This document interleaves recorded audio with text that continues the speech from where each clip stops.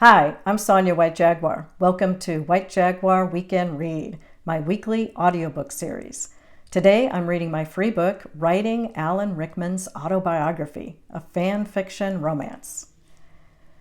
Chapter 4, Building Up to an Orgasm. Alan made each of us a gin and tonic, and we subsequently enjoyed a light pasta dinner in the kitchen. Afterward, we continued our conversation in the living room. As the sun began to set, the Caribbean blues and the fish painting over the fireplace faded to gray. Even Alan's facial features were muted in the dim light. "Nobody will want to read my autobiography," he whined. "Maybe we should abandon the project." After all the time I'd spent getting to know this man, I wasn't ready to give up so easily. We could create something worthwhile. I only needed to remind him why people enjoy reading books. "Do you know why I like to write romances?" I asked. "Because they're predictable. They follow a tried and true structure. You know that two people are going to meet and fall in love, and there will be a happy ending. That's comforting to readers. People need predictability and structure in a world that doesn't readily provide those things. Oftentimes, romances have humor, family drama, introspection, deep emotional shifts. Readers can see themselves in all of that. It's all part of the fun that a good romance provides. We can figure out how to create that for your book. That's why you hired me, isn't it?" Alan said nothing. I continued, "Readers love the basic three-act structure, beginning, middle, and end.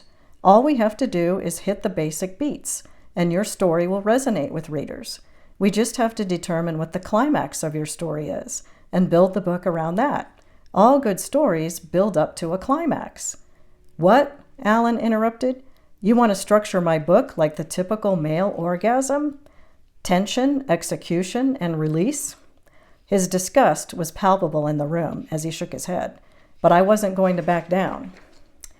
I said, "We talked about Die Hard earlier. That movie is successful for many reasons. One is because the masculine energy is very pronounced. The explosions are metaphors for the male climax. The guns are phallic symbols. So is the skyscraper where the story takes place."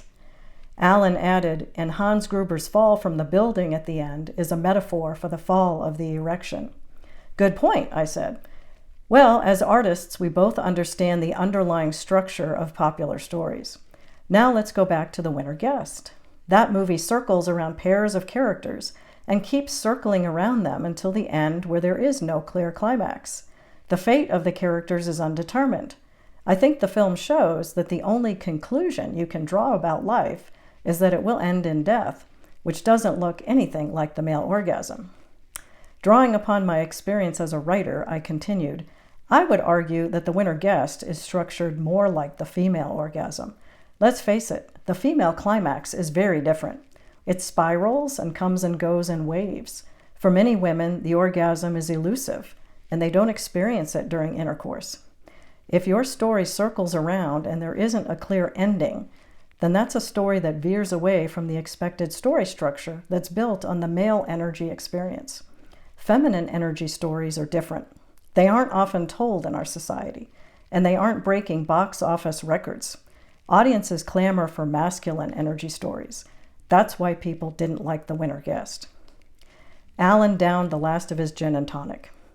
"I don't want to structure my book like an orgasm, male or female," he spat at me. "Art is more nuanced than that. There's so much more to life than that. My life is more than that. I wanted you to liven up my story with some romance, not reduce it to an orgasm. That's all you romance writers think about, isn't it? How can we sex this up?"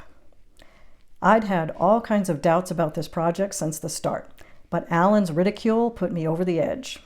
No amount of money was worth that. Embarrassed and angry, I silently gathered up my things and bolted for the door. "Stop!" Alan's intimidating baritone voice echoed throughout the apartment.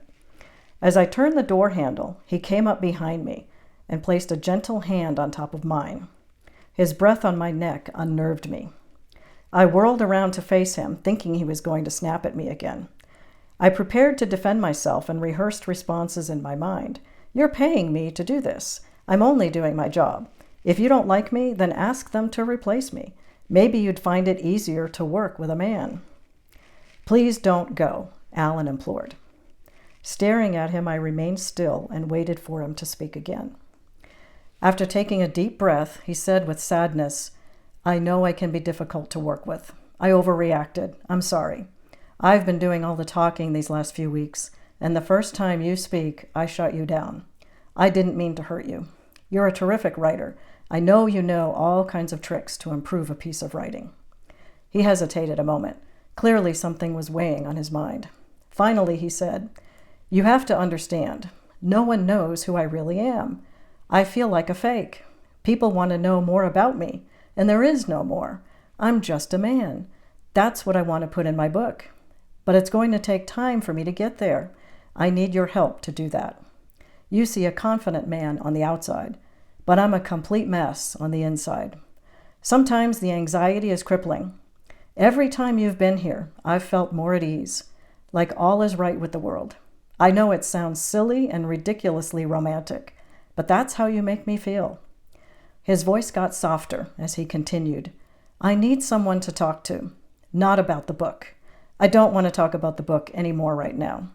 I know you understand what it's like to go through highs and lows as a creative. I want you to tell me that you're just like me and everything will be okay. That's what I need right now." Then he smiled. When he smiled with his eyes as well as his lips. In that smile was an entire novel of words. I was overcome by Alan's warmth and charm. He removed his hand from mine as he whispered, "Will you stay with me tonight?" His tenderness almost brought tears to my eyes. As I released the door handle, I let go of any lingering resistance or anger. I wasn't going anywhere that night. I wanted Alan to talk. I wanted to talk. I wanted to see what was possible. Join me next week for Chapter 5, Celebrity Sighting. Subscribe to my channel if you haven't already so you'll be notified when the next video is posted. You can also sign up for my newsletter on my website, sonyawhitejaguar.com, and get notified that way. I send out newsletters twice a month. Thanks so much for watching. I'll see you next week.